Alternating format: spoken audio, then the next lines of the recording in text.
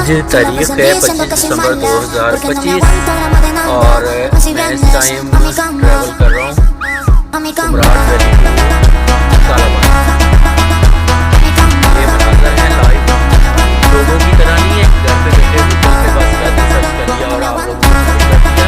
भाई ये एडवेंचर करना पड़ता है, घर से निकलना पड़ता है और ये सारा कुछ जो है ना फेस करना पड़ता है। रात को -9 होटल में बंद है, लेकिन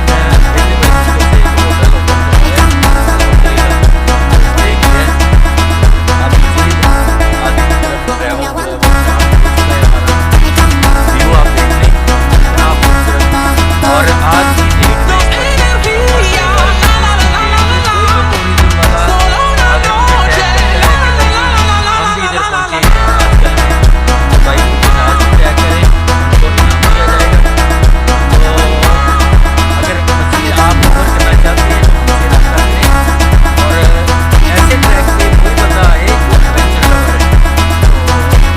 फैमिली के लिए, छोटे बच्चों के लिए बिल्कुल भी रिकमेंड नहीं करूँगा क्योंकि बहुत ज़्यादा सर्दी है।